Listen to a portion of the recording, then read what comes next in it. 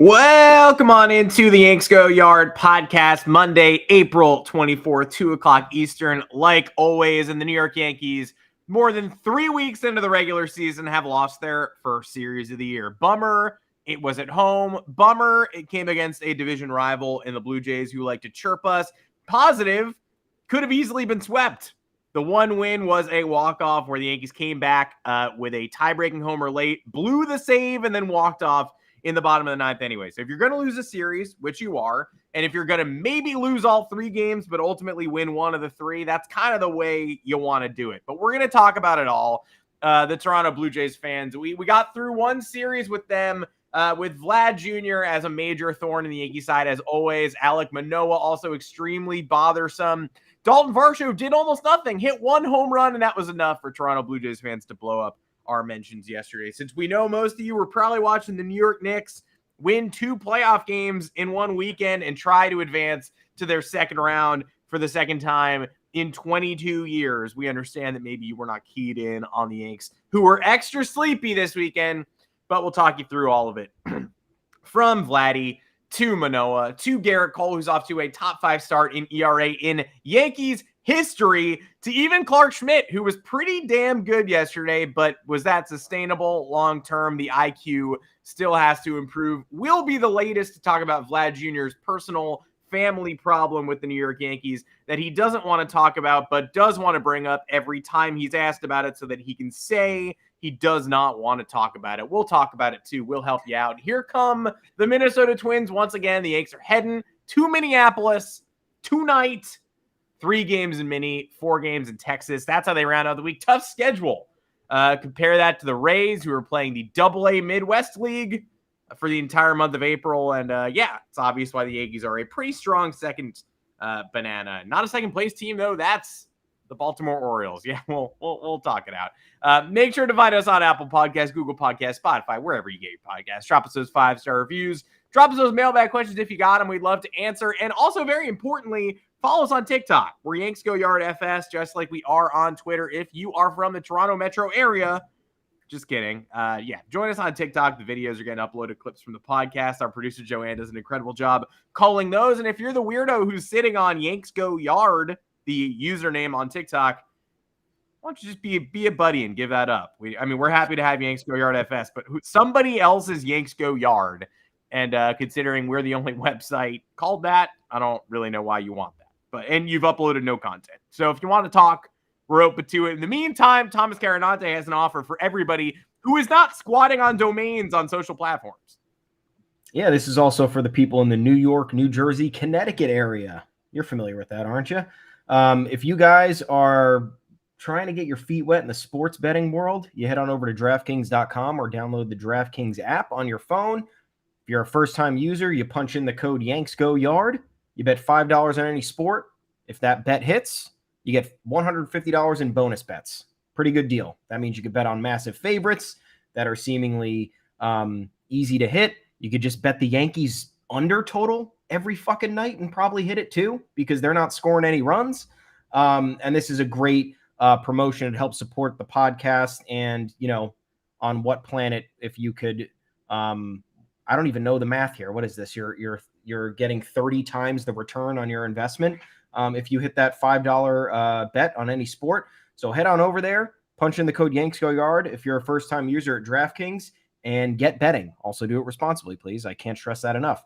The terms and conditions, it's a minimum $5 deposit and wager required. New customers only. 21 and present in all of New York, New Jersey, and Connecticut. If you have a gambling problem and you're in New York, call 877-8-HOPE-NY or text HOPE-NY. If you're in New Jersey, call or text 1-800-GAMBLER. If you're in Connecticut, call 888-789-7777 or visit ccpg.org/chat. See full terms at DraftKings.com or in the description below. Happy betting. We got this. A lot of stuff going on over these next few months, so have at it. We got this. The most interesting stuff that's going on over the next couple of months. Well, it could be the Yankees. Who knows? I've been trying not to get too negative. I get called out when I get too negative, and I appreciate people calling me out for that. Yes. No reason to be too negative about this team. I know some people are going to be regardless. This is, again, the first series they've lost. So you can be, I think, simultaneously not thrilled with what you're seeing, and the offense is dead, and the offense has Willie Calhoun batting 5th and Franchi Cordero batting 6th, and the shine is off both of those people. So you can be realistic and say the Yankees we're seeing right now are a couple of bats short, and the Yankees we're seeing right now have 2 pitchers occupying rotation spots, at least, who should not be there and won't be there at some point. I was hoping for a 500-ish start to the year because of these trials and tribulations. The only problem being that the trials and tribulations have gotten worse. Giancarlo Stanton now on the shelf for an extremely long time. Add in the fact that Carlos Rodon appears to have checked out all right from his back issue, but he's not going to be back until the end of May. So you're going to have to tread water or do better even longer than we initially thought. But I was sort of eyeing 500, couple games over, even a game or so under after April. Well, they're 13-9 on April 24th. Not bad. They were 13-8. High water mark is 5 over 500 so far. Pretty good. Good pace.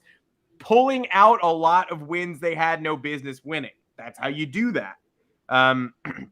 Only problem, a lot of the losses have either been completely dead in the water offense or late bullpen floundering, which is the worst. It's this team does this every year. The losses look particularly bad, and so they counteract the joy you felt from the wins. Even the win on Saturday came with Wandy Peralta inheriting a 2-0 lead in the 9th and going walk 2-run homer to tie it before even recording it out in that. Like, oh, can he get the save? No, he can't only not get the save. He can't record an out before blowing the save. Yeah, it's a bummer. It's definitely a bummer. No one's excited. But all in all, this could have been so much worse. If you told me Alek Manoah's line score, the 7 innings and just a couple of scattered hits and 85 pitches, and showed me Gossman's line score and showed me Kikuchi's line score, I would have said sweep. Obvious sweep. The Yankees managed to get one because Gerrit Cole, who didn't even complete 6 innings, was special yet again. He did not have his best stuff. Oh, maybe he did, but he battled.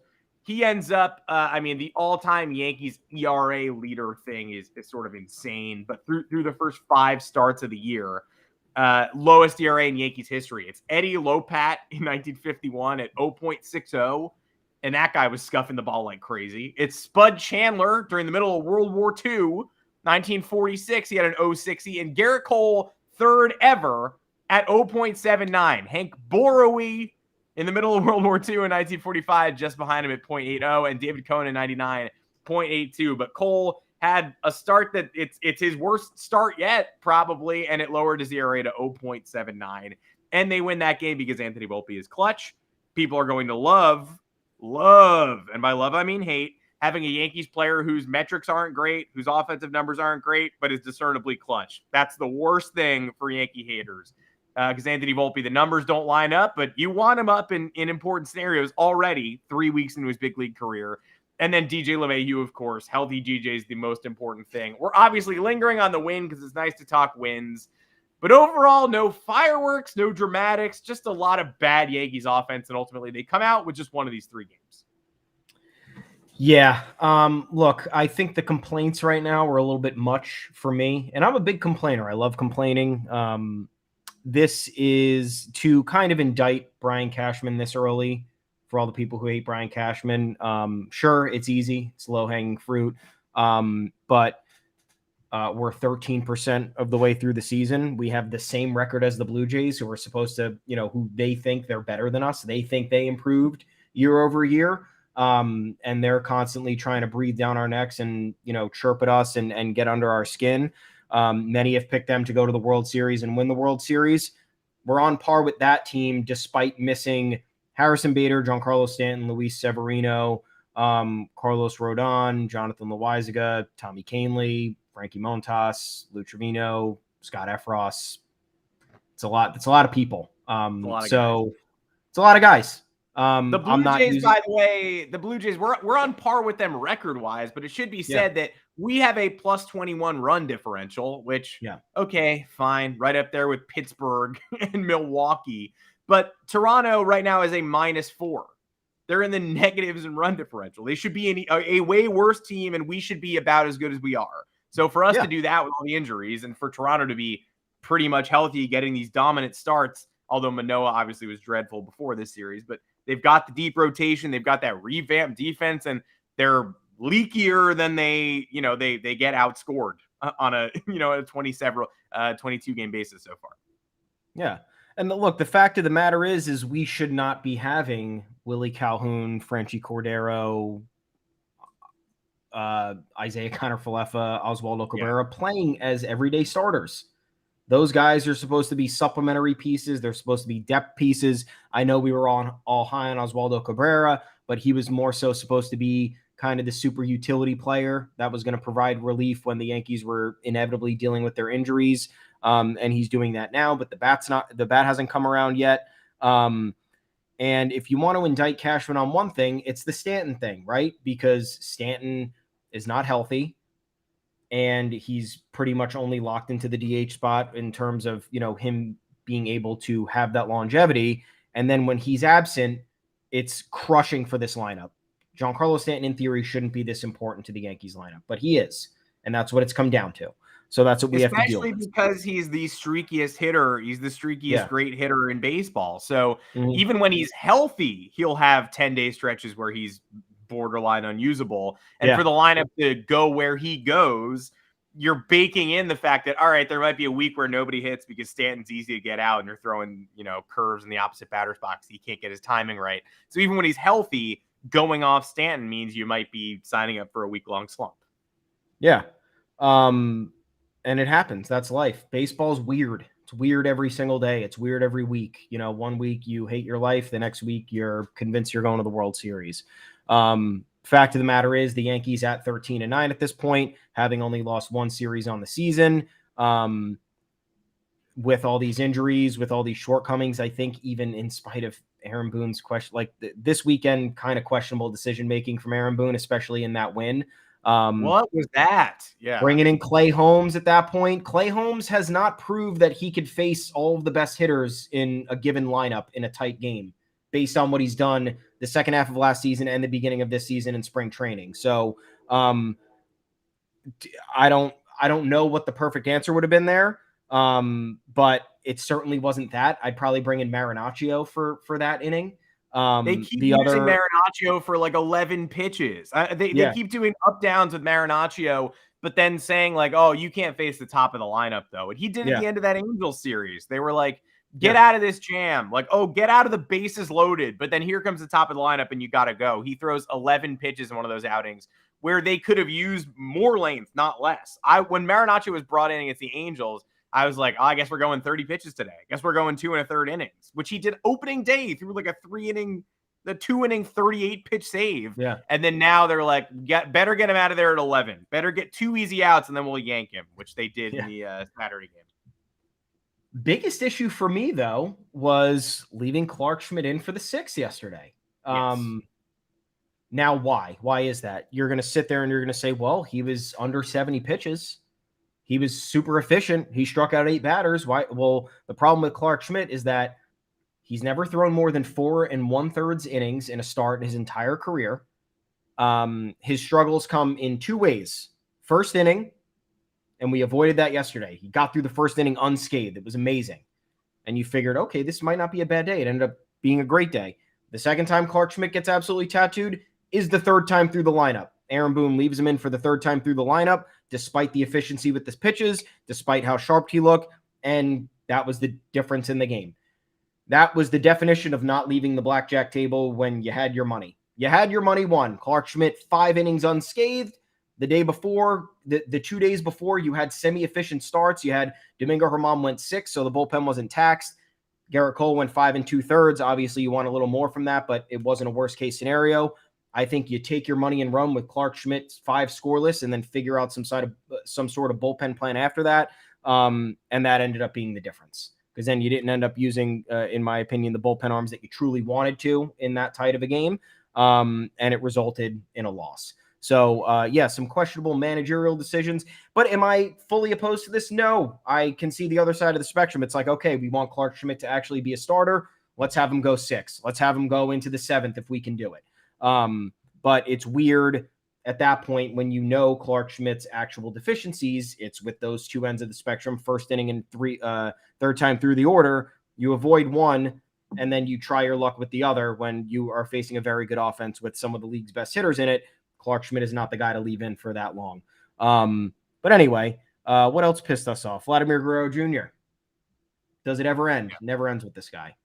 Well, shout out to the only reason the Yankees won a game in this series, and so it does feel counterproductive to say, like, hey, should have yanked Clark Schmidt early, let him feel good about himself.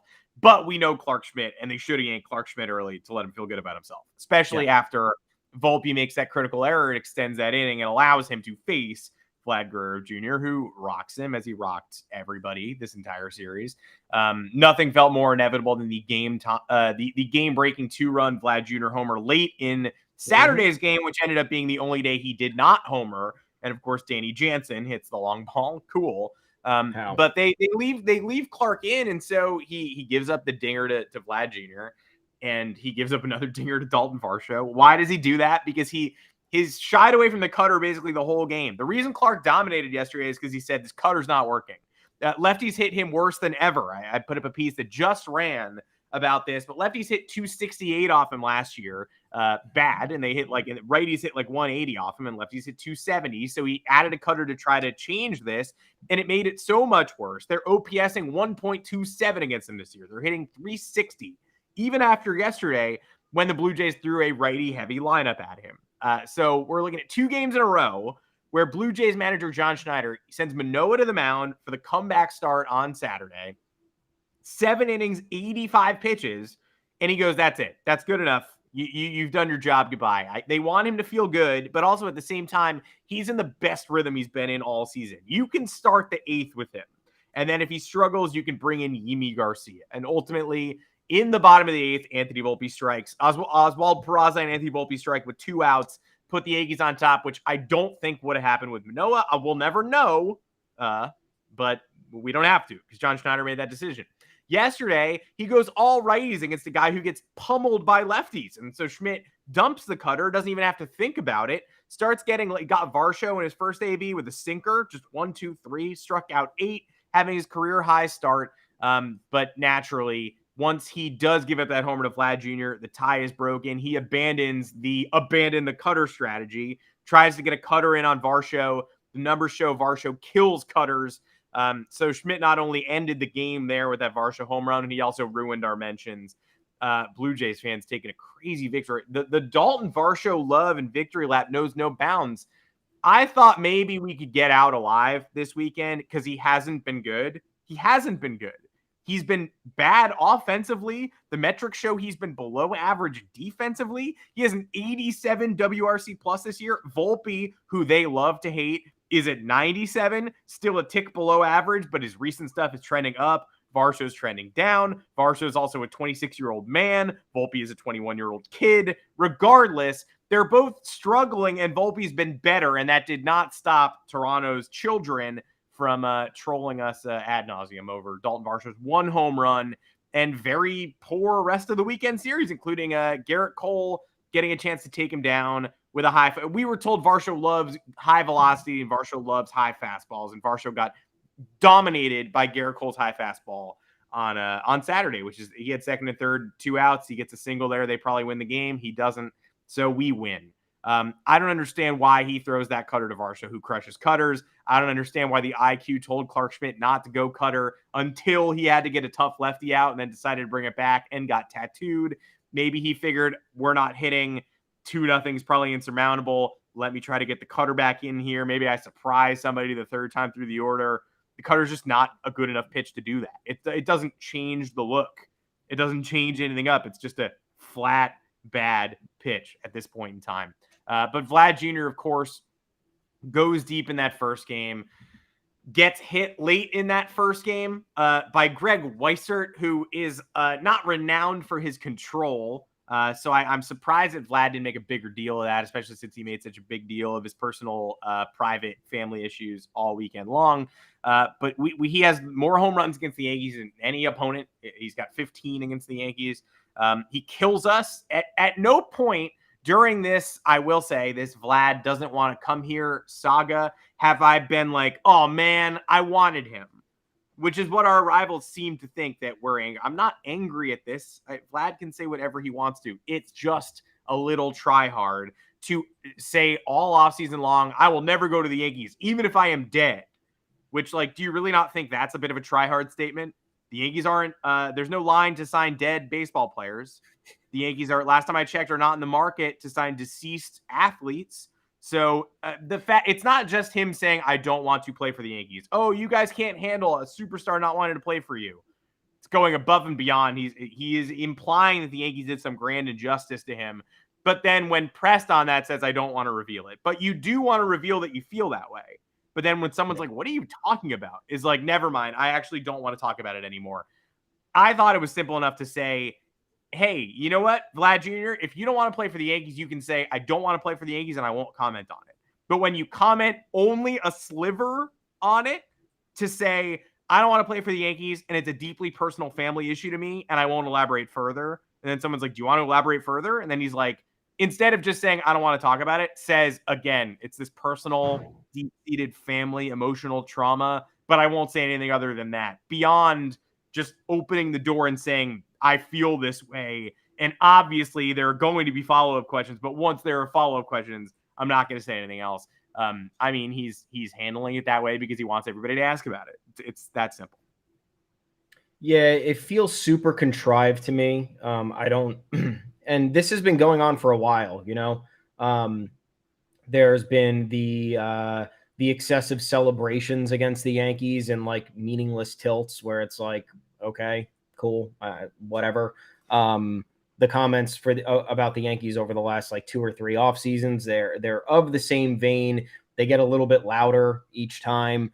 And again, there is no novelty to this if you're going to hide whatever it is. I guess I'm sorry that he has trauma from the Yankees, which again, I don't know what it is, nor do I really care, honestly.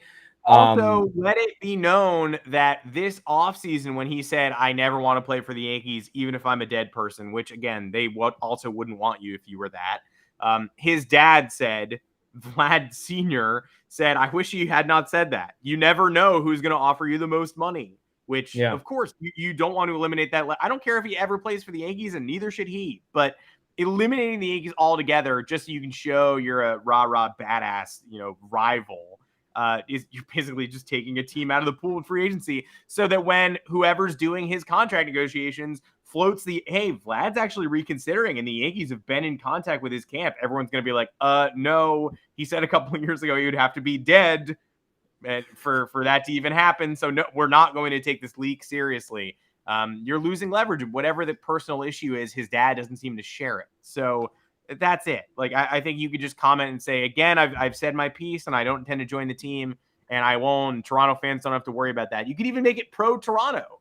Just say, I have no interest. I love my home fans. I would love to stay. We'll see what happens. I'm obviously going to test the market. But one thing I can guarantee my fans is I will never go to the Yankees. Great. Done. But now he's hinting that there's something more, and it's a pattern of behavior. Yeah, and he got booed, obviously, after hitting the home run, I think, on, was it Sunday? Which home run was it? Yeah, he gets booed all the time, but it's the Sunday home run. It was like the New York Times asked him, or the media, and it was written in the New York Times article, and he was asked about being booed, and he commented back, quote, "Of course you listen to it, but they're not going to take that home run away from me. I'm just going to continue to run the bases and enjoy it."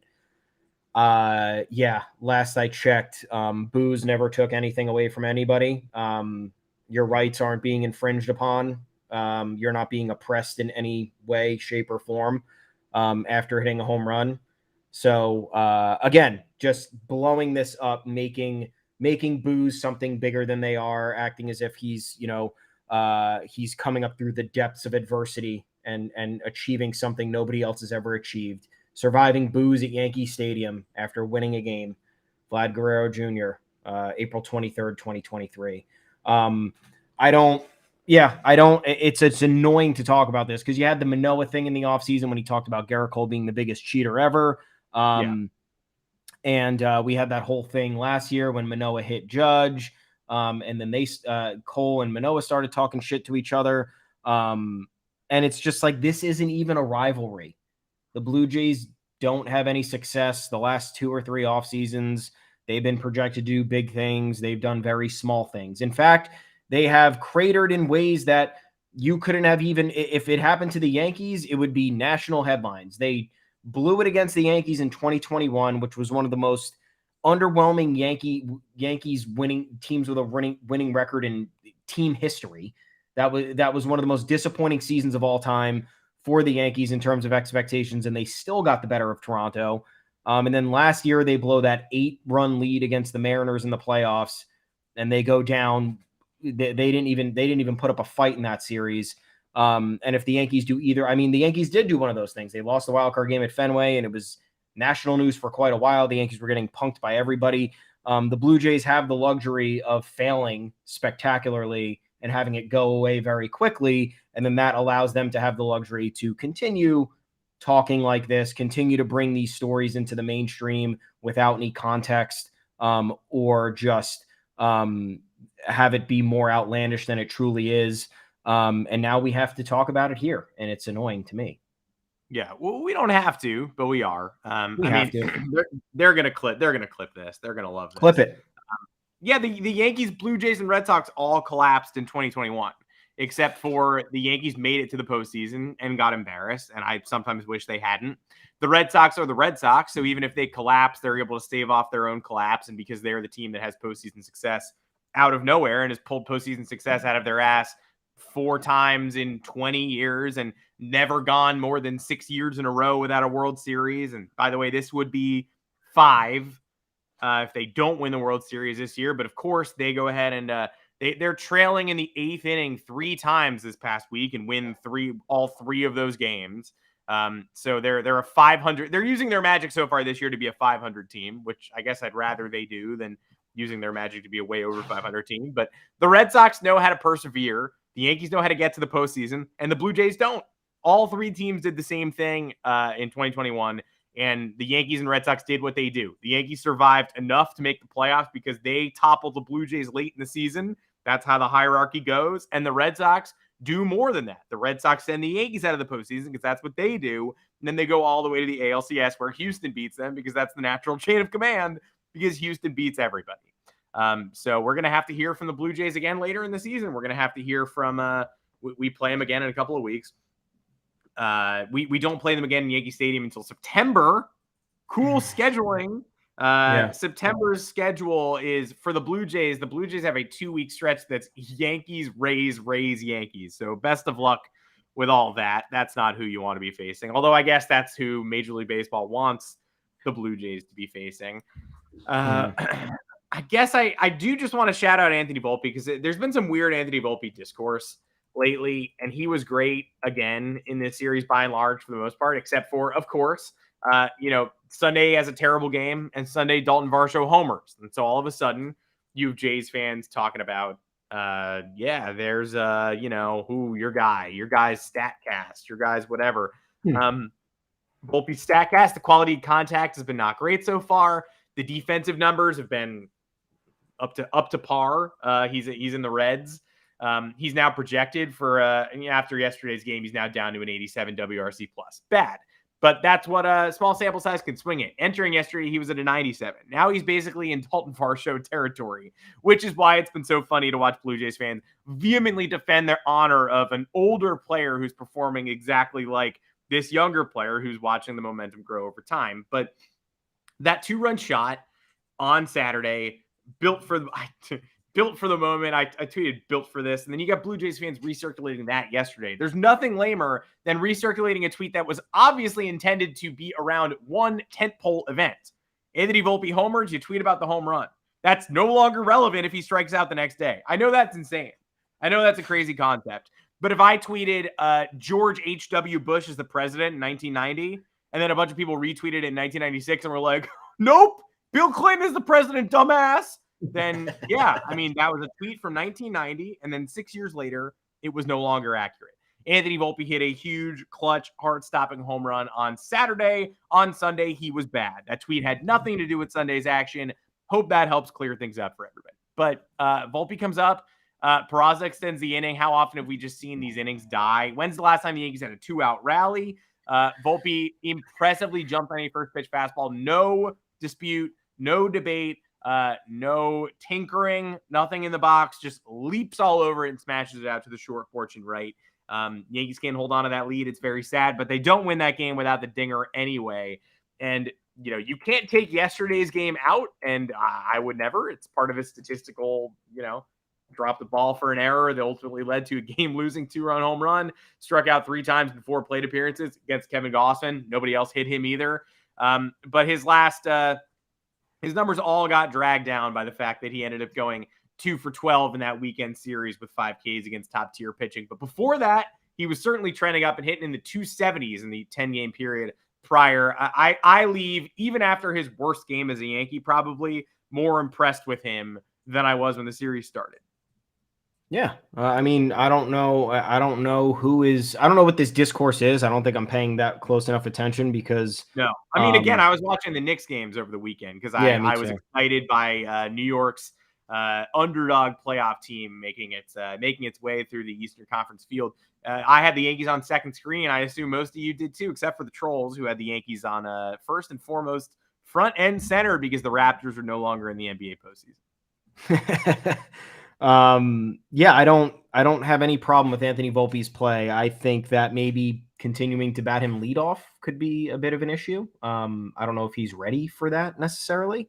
If the Yankees want to see the growing pains out, we're not even a month into the season. He has 20 something games under his belt. There's still a long way to go with him. But like we've said on previous episodes, the defense is largely there.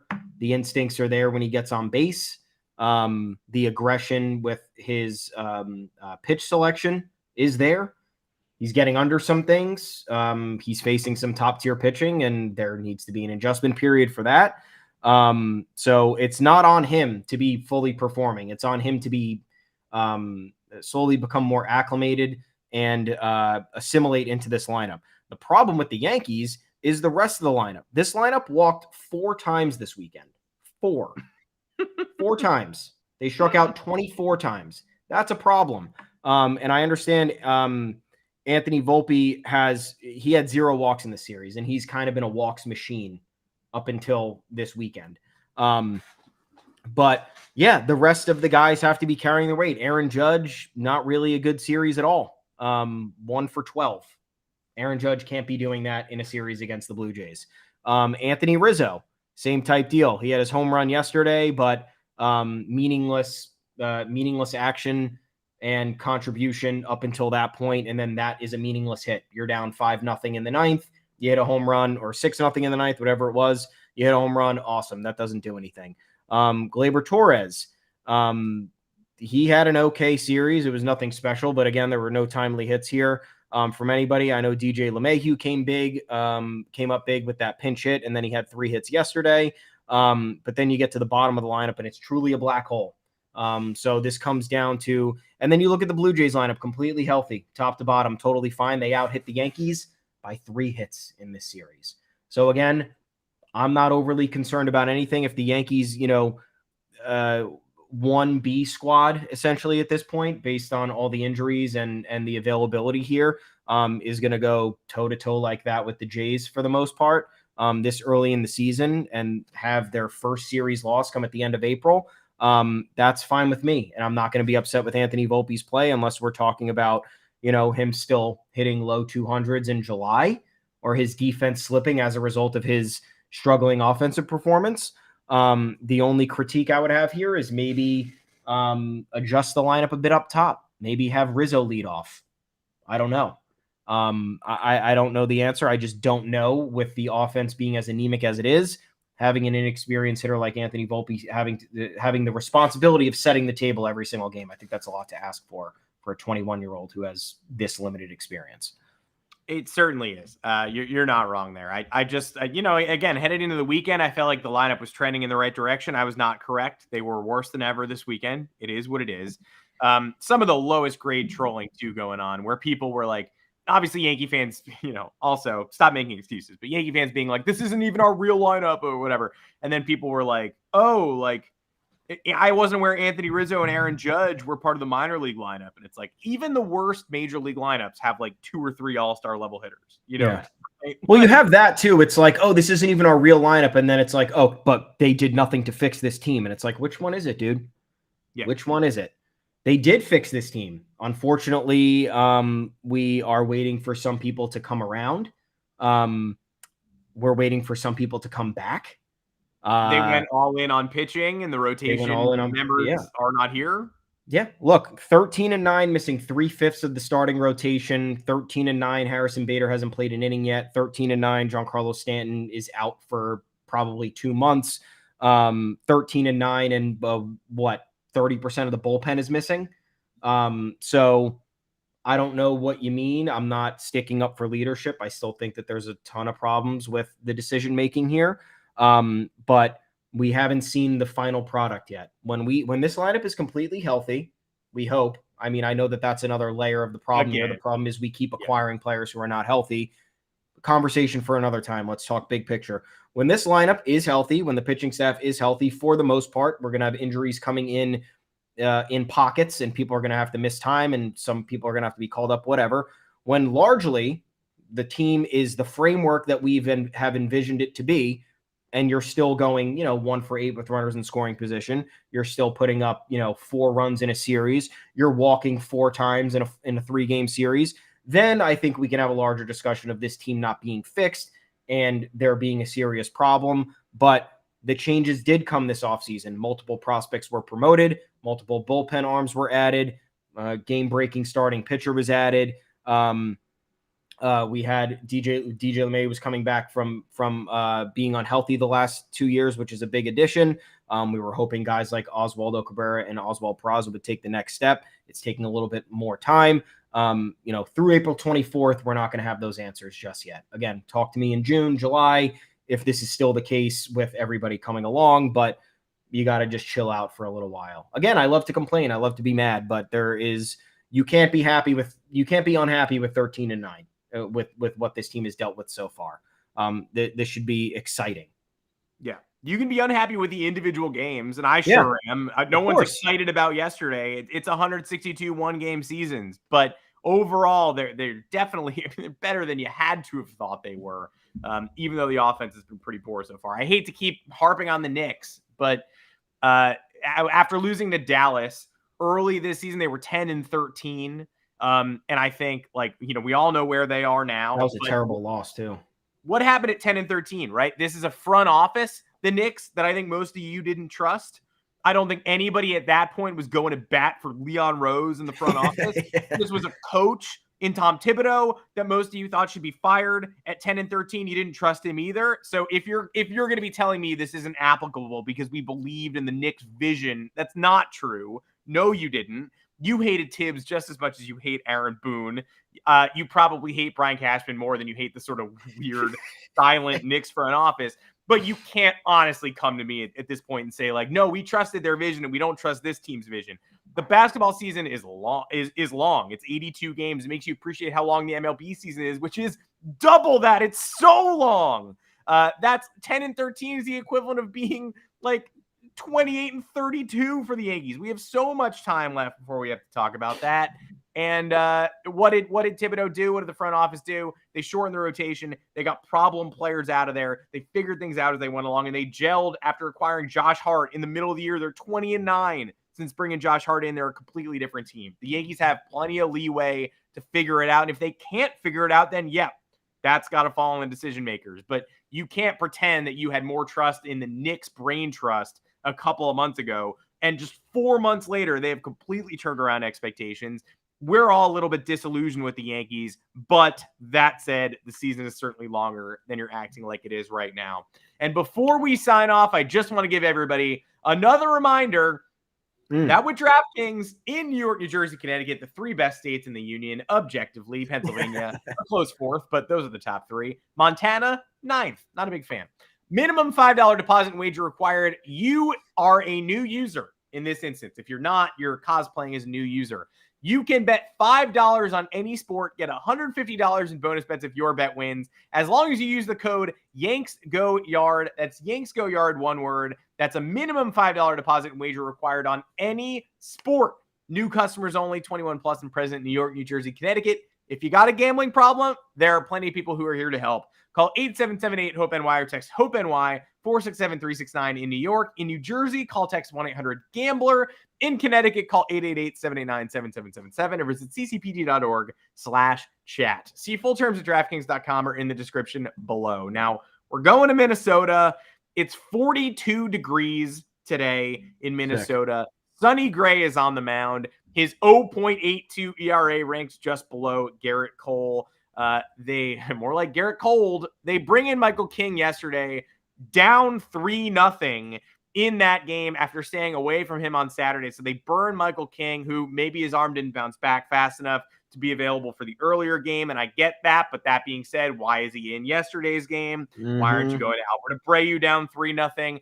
The bullpen usage picture isn't exactly rosy. I don't exactly trust Clay Holmes in the icicles tonight. Sonny Gray is obviously a top tier pitcher everywhere except for in New York. We put up an article. It's going up tonight, thanks to our coworker Josh Wilson. That sort of maps out that maybe he's a little more predictable than you're thinking. Hopefully the Yankees read that and have the same data that we do.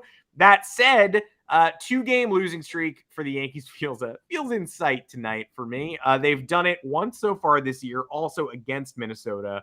Johnny Brito will go back to the mound today. The Yankees are one of the best teams in baseball at recovering from losses. That is, again, they're only 2-game losing streak. They've done it once. That means they've only lost after a loss one time, and they didn't let that 2-game losing streak spiral any further. So extremely, extremely impressive work. Yesterday was, of course, the Yankees 11-1 now in games that could decide a series. With the chance to lose a series, they have won 11 games. They won 11 straight, and then they finally lost one yesterday, but that's an almost unfathomable streak. What you got to stop doing is losing the first game of series, but I'm not exactly confident in tonight's action considering the weather. I'm not ready for the face masks. I do not want to see Franchi Cordero in a face sock. I don't want to see this lineup is not October ready. 3 runs or fewer in 8 of their last 10 games. I don't want to see them dressed for October tonight in freezing Minneapolis. And the New York Rangers also play an important playoff game today. I don't want to think about Sonny Gray just mowing down the C+ squad. Yeah. Sonny Gray is going to go 6, 1 earned, 7 Ks. Twins are going to win tonight. Bases loaded. Yeah, bases loaded, no outs in the first, though. And then double play, grounder, strikeout. I think they win the next 2 games, though. You got Nestor Cortez and Domingo Germán against Joe Ryan and Kenta Maeda. I think those are 2 winnable games. And then you head to Texas for a 4-game series. Texas is tearing the cover off the ball, but they're missing their best player in Corey Seager. So if there was ever a matchup to have offensively there, that's a good I guess negative for Texas for us to face. Although we do get everybody. Andrew Heaney Dog will be on the mound against Cole. Oh, that'll be great. Jacob deGrom, Nathan Eovaldi, and Martin Perez. So that won't be easy from a hitting standpoint because this team is not putting bat on ball, and those are 4 pretty solid pitchers based on what we've seen this early in the season. But as early as tonight, it's a loss. You're traveling after that loss yesterday, and Sonny Gray's been on fire. Rebound with Nestor and Domingo, hopefully the next 2 days, and then just hope and pray. I just don't know why Harrison Bader is taking weeks after this. That's what I'm most confused about. Why is he not coming back? He went on his rehab assignment. He's still not projected to be back for upwards of 10 days. I don't understand it. Everything is a mystery with these injuries. The timelines, the diagnoses, just the explanation of it all. I don't know. But yeah, that's what I feel. That's what I feel is going to happen tonight and the next few days. I agree with you. That'll be a fun Rangers series. Bader is the longest, to answer everybody's question. What's the longest rehab assignment you could possibly have? It's 20 days for non-pitchers, and Boone already said Bader will be 10 to 14 days from the start of his rehab assignment on Friday. I caught him in the dugout on Saturday, which did make me go, weren't you supposed to, in Somerset, New Jersey? Why are you hanging out in the Yankees dugout? But who knows? Maybe they're obviously taking it slow. They're also, I would say, obviously, whether this is wise or not, sort of just saying we need Oswald Peraza for as long as we can. Josh Donaldson was pulled from his rehab start. Congrats on the successful rehab, Josh Donaldson. 3 at-bats, and then you have a grade 1+ hamstring strain. So job well done there. But they need Peraza. I mean, he starts at third like every day now. So they're going to, when Bader comes back, either have to get rid of Peraza or dump Willie Calhoun or Franchi Cordero once and for all. I would do that, or I would do the Aaron Hicks move, which we're going to talk about and call it the Aaron Hicks move until somebody actually does it. But they probably are just like, oh, we'll burn Peraza then. We won't burn anybody else. So my suspicion and sneaky theory is that they're trying to extend Bader as long as they can, assuming they can get by with IKF in center. I think that's a bad assumption. But so far, so not terrible for IKF, who takes the weirdest routes of all time, but still manages to make most of the plays he actually has to make and saved Thursday's game. So, yeah, put a win on IKF's ledger so far this year, which is crazy to say, but true. That's the role that he's in. Everyone complaining about why we kept IKF. I understand. Like the Matt Carpenter thing is coming up now. It's like, oh, that's unbelievable to me. That is unbelievable to me. Yeah. His last 15 games, he's hitting 229. Yeah, and then he has 1 5 RBI game. Look, I would love Matt Carpenter if they paid him. Yeah, I mean that's a lot. Yeah, it would have been a laughing stock if we paid him that much money. Look, we wanted Matt Carpenter back. I don't think that's no secret here. It would have been great to have him back, but people are framing it as like, oh, it was either IKF or Matt Carpenter, and the Yankees went with IKF. No, that's not what happened. Secondly, keeping IKF at that price based on what he's doing now, filling in at a multitude of defensive positions and playing them highly effectively is what the role should have been all along. And that's worth the money, especially when you look at other guys. Like I know theoretically Chris Taylor is a better hitter than Isaiah Kiner-Falefa, but he's hitting much like Isaiah Kiner-Falefa right now, especially over the last season and a half, or I guess full season if you're talking about the full calendar year. And he's getting paid $9 million more per year than Isaiah Kiner-Falefa. Do I think IKF is an integral piece to this team? No. Do I think he's a valuable depth piece off the bench? Absolutely.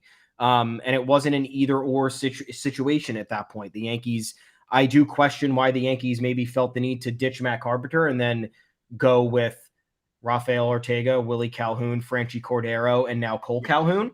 I think that's an argument to be had. Then again, the production that I guess Franchi has already given us is equivalent to what Matt Carpenter has done production-wise with the Padres up until this point.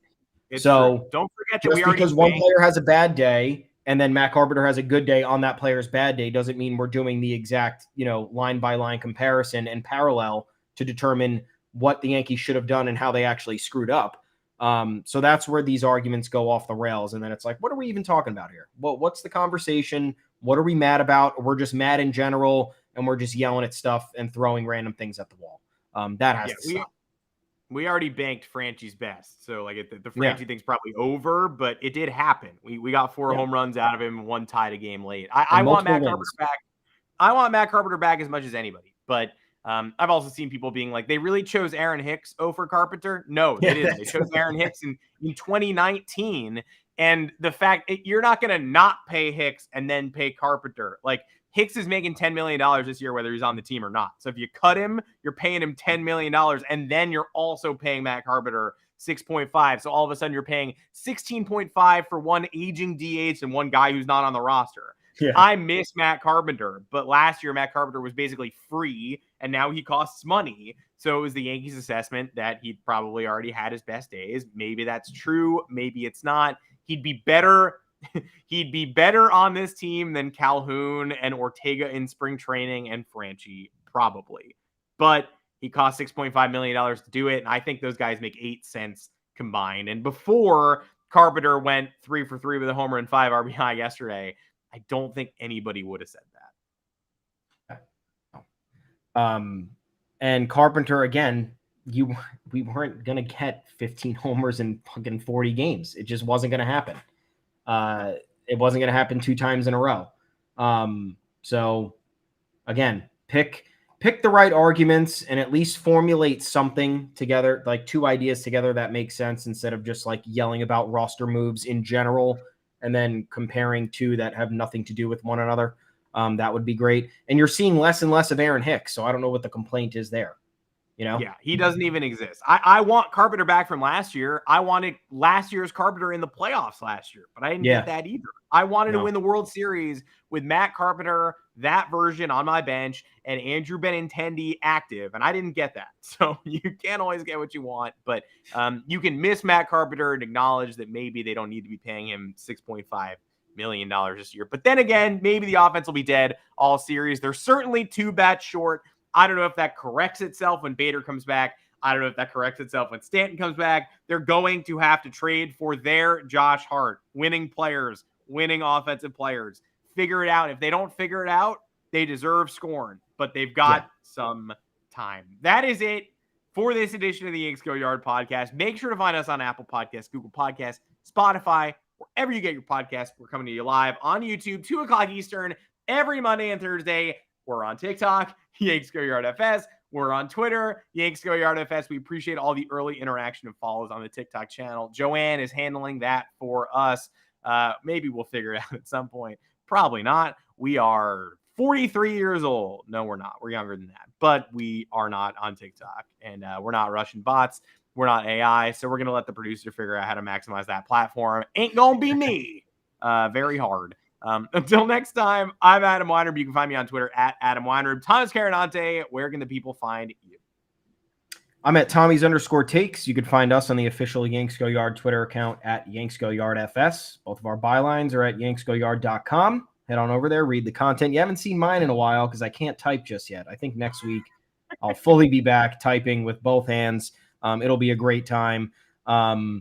And yeah, until then, folks, we got Twin Series on deck. We got an afternoon game on Wednesday before the 4-game series in Texas on Thursday. And that's the next time we'll be talking to you. Thursday, 2 p.m. Eastern, live right here. We hope to see you again. These podcasts have been great.